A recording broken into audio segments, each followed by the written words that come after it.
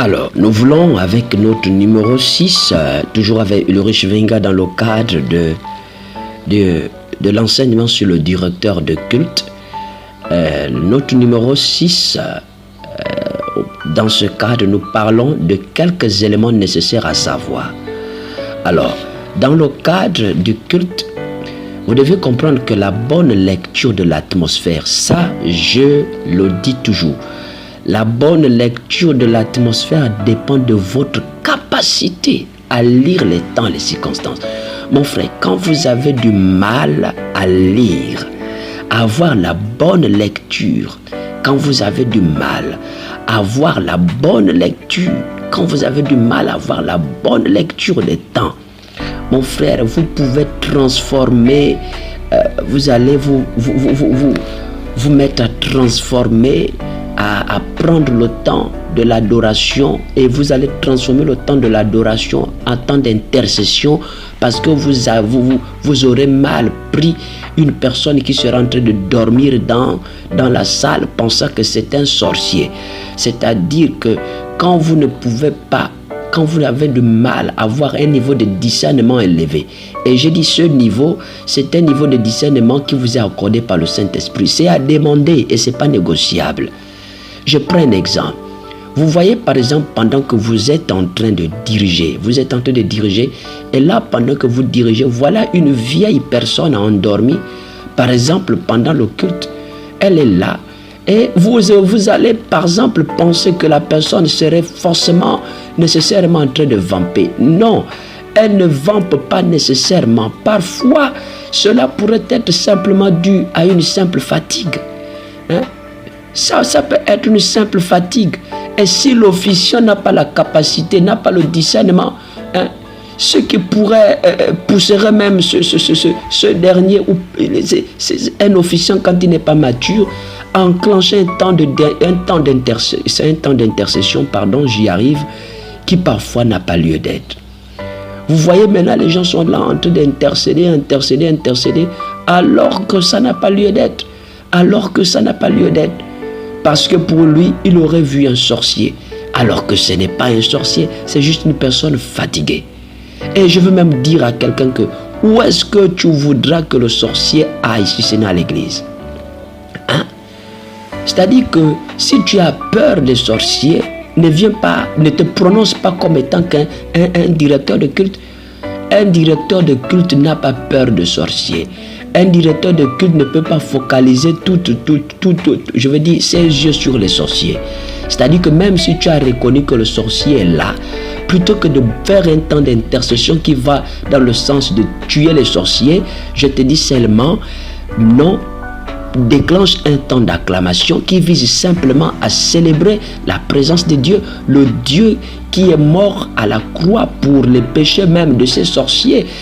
Célèbre, amène les gens à acclamer Jésus, amène même le sorcier à acclamer Jésus. Pendant qu'il sera en train d'acclamer Jésus, c'est même pendant ce temps peut-être certainement qu'il peut être visité.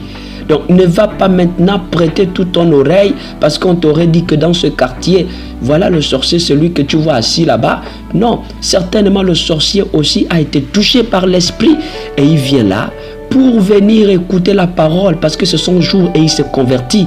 Et quand il vient par ton manque de sagesse, le vieux, tu vas te mettre à dire des choses maintenant pour indexer le pauvre vieux, et quand il part, il ne revient plus.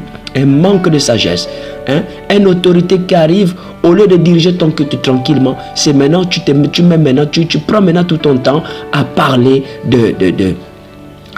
maintenant de la franc-maçonnerie, de tout ceci. Non, mon frère, si tu n'es pas sûr de ta position en Christ, si tu n'es pas sûr que Jésus est puissant dans ta vie, si tu n'es pas sûr, mon frère, si tu es quelqu'un qui a peur, je te dis, ne viens pas officier parce que tu es un paresseux, tu ne connais pas ton identité. Et j'encourage les leaders à ne pas désigner, à ne pas prendre des personnes qui ne sont pas sûres de leur salut, qui ne sont pas sûres qu'ils sont sauvés, à venir diriger les cultes. Quand vous avez peur de sorciers, restez là où vous êtes. Laissez les gens tranquilles. Un sorcier, là où il doit venir, c'est à l'église, parce que c'est à l'église qu'il est censé trouver le Dieu qui sauve, le Dieu qui peut le sortir de là. Donc si venir à l'église c'est un problème, mon frère, toi tu es d'abord un problème pour le royaume. Voilà. Donc, deuxièmement, ne jamais se lancer à venir faire une synthèse de la prédication après le message. Je dis, ne vous lancez jamais à venir faire la synthèse de la prédication après le message. Pourquoi? Parce que ceci a souvent poussé certains à vouloir mieux expliquer les choses que le prédicateur. Quelqu'un qui a déjà prêché et tu viens faire la synthèse pour vouloir encore prendre les textes bibliques et tu veux encore mieux expliquer les choses que lui.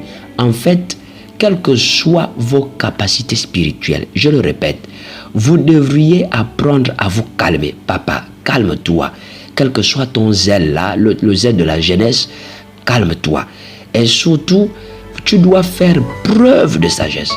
Parce que le prédicateur pourrait penser qu'il a mal fait, que ce qu'il a dit, c'est pas ce qu'il aurait dit. Donc, même s'il aurait mal dit, toi, calme-toi. Garde ton zèle tranquille. Le Saint-Esprit est un esprit de sagesse. Je dis c'est un esprit de sagesse. Sinon parfois, mais le gars peut te détester. Il peut te détester, ce serait comme lui manquer du respect.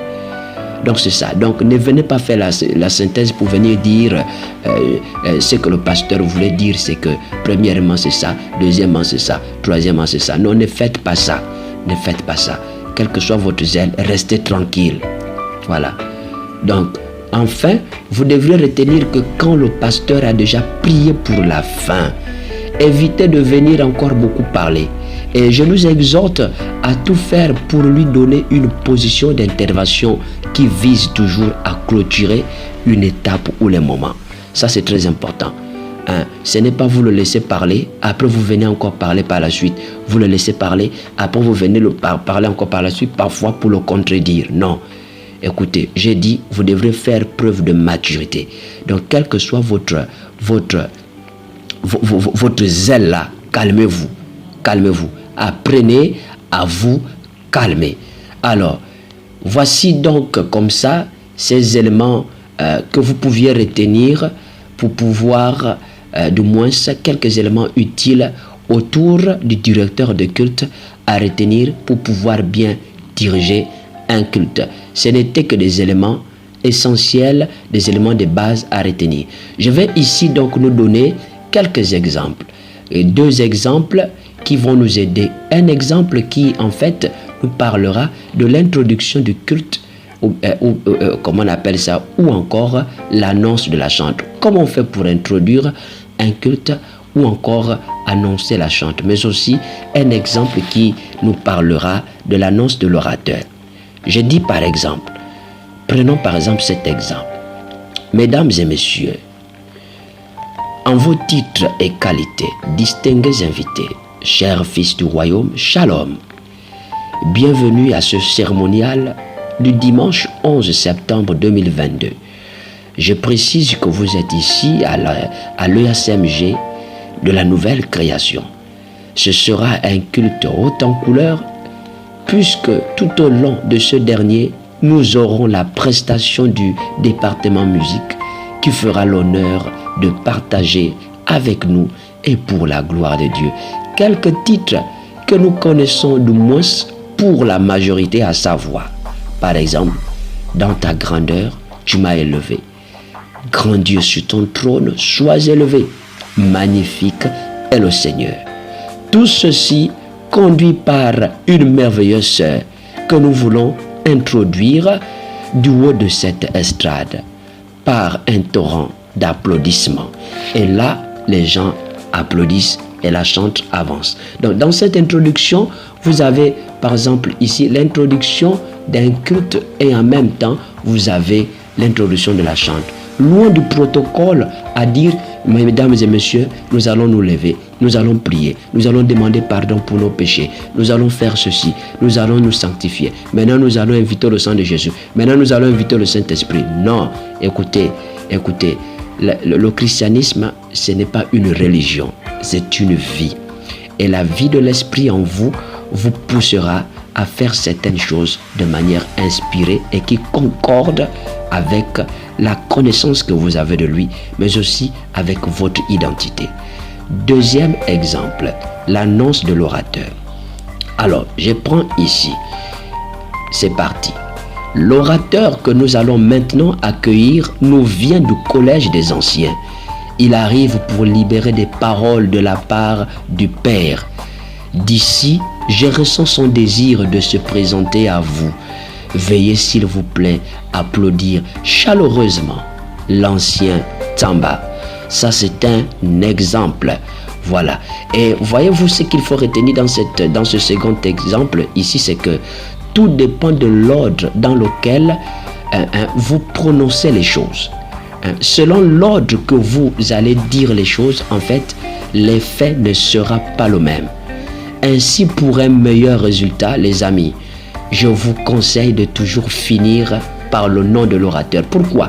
Parce que si vous commencez par le nom de l'orateur, les gens seront en train d'acclamer alors que vous serez toujours en train de parler.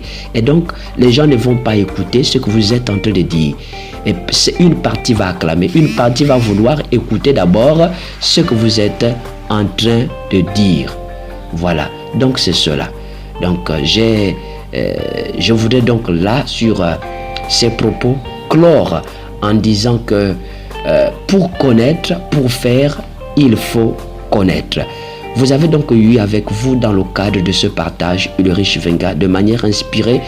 J'ai voulu partager avec vous ces quelques notions pour nous aider les uns les autres à bien diriger les cultes. Comprendre que diriger un culte, ce n'est pas un jeu. Un directeur de culte, c'est quelqu'un qui occupe une position stratégique, c'est quelqu'un qui est regardé. Et celui qui est regardé, c'est celui qui nécessite un bon témoignage. Tu dois avoir un très bon témoignage dans ton église locale, tout dans ton entourage. Ce n'est pas quelqu'un qui pousse au doute. Voilà. Que Dieu donc vous bénisse de là où vous êtes. Shalom, shalom, paix et grâce à vous. Merci beaucoup. Vous pouvez retrouver donc tous les autres numéros pour tout ce que vous n'avez pas, comme tout ce que vous n'avez pas pu avoir. Vous pouvez me contacter en passant par le 066 15 62 19. Que Dieu vous bénisse. Shalom, shalom.